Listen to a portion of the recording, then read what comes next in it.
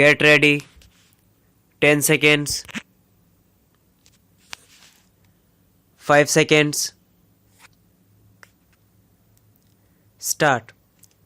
In the course of the discussion, it has been very ably pointed out by a large number of speakers as to how the rubber industry is in the grip of certain foreign elements and Indian monopolists at the top.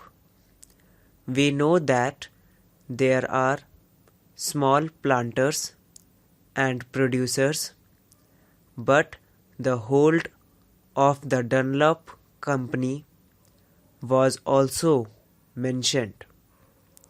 So far as the big industries are concerned, it has been their policy to capitalize the money and to put money in the reserve fund instead of utilizing such funds and profits for improvement of the working classes and for the betterment of the laborers.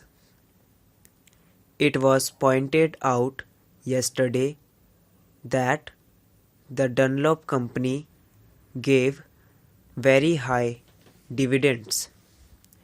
You will be shocked to know that while the company had money to declare a dividend of 40% and also to capitalize a part of the profits, it did not give at all a fair deal to the workers.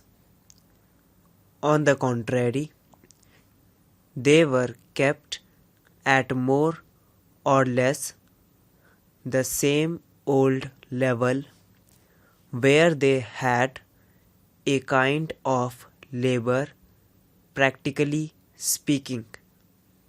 Therefore, it becomes necessary to look into this matter. Sir, we are interested in the increase in production and everybody is interested in the increase in production. The production of rubber, coffee, or any other essential commodities or imported commodities must undoubtedly be increased in the country. But merely by appointing a board or by taking certain powers into the government's hands or investing the board with such powers, you cannot ensure increase in production.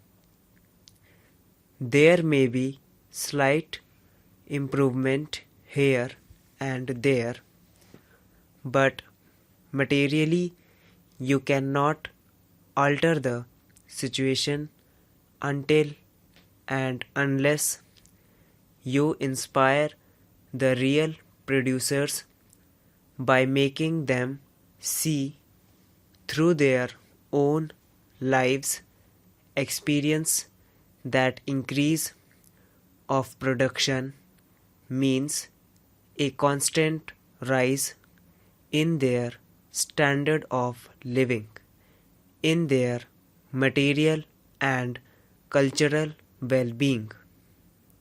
Now, that is why I say that it is very essential when the board is really being given certain powers for looking after the interests of the working class to make these powers effective, and to make them effective would be to ask the board to work for the increase of the wages of the rubber workers or the laborers who work in that particular industry.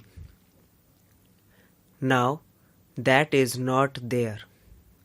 It is a very unhappy omission and a very sad omission if the intention of the bill is good.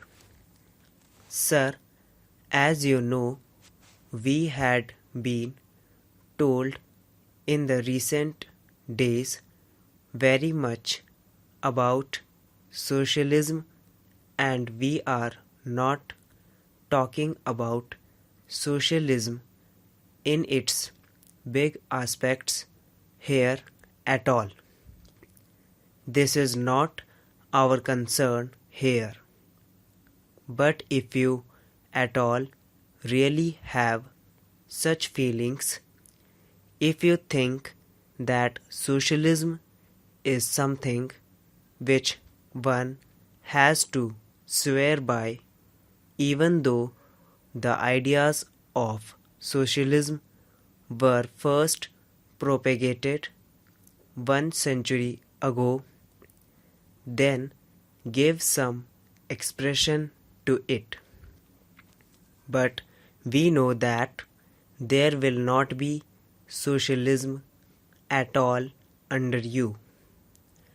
All that we say is, if you swear by socialism, talk about socialism, if the members of that side of the house go to some other houses and hear lectures very seriously, they should come here and tell us that they are also going to increase the wages of the workers when such measures are brought up.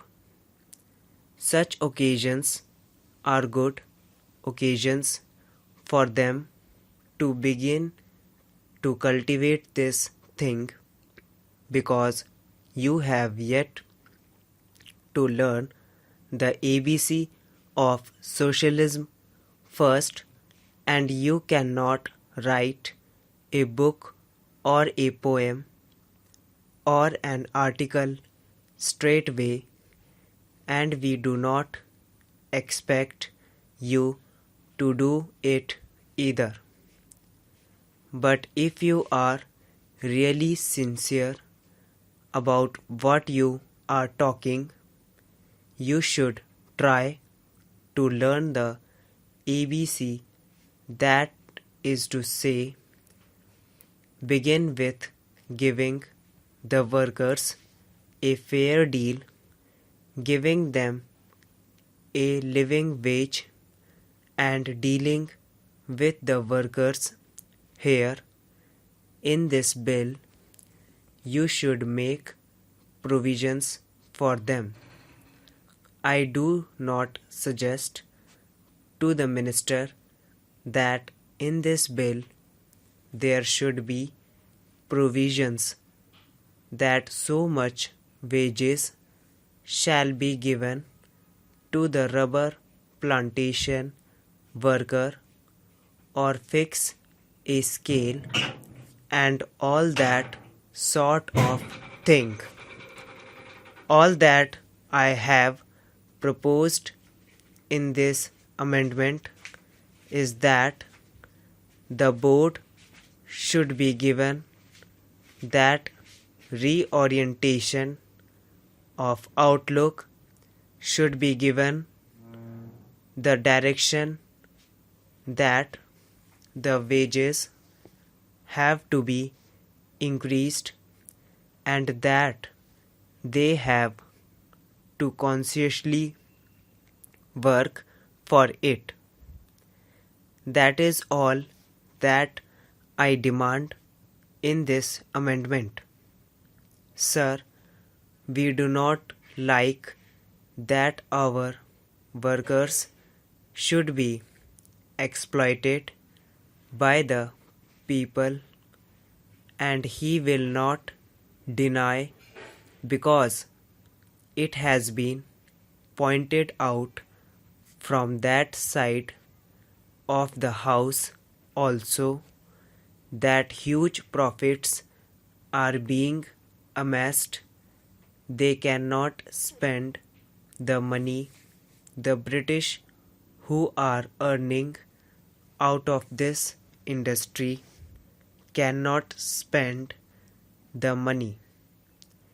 With all their luxury and extravagance, they cannot spend that money here in this country. They send this money abroad. Even then, they retain some money in their hands. They would rather keep them in banks idle than give his money to the workers for bettering their lot, for improving their conditions, which determines in the final analysis whether the production of the country would go up or not. Now, sir, I read with great interest the Select Committee's report, especially the portion of the evidence appended to it, and I would ask you also, sir, to reread, if you have already read this interesting document. You see here Mr. T.T. Krishnamachari crossing swords with an important representative of the British interests, the British rubber interests in this country. Now it is all a word by battle.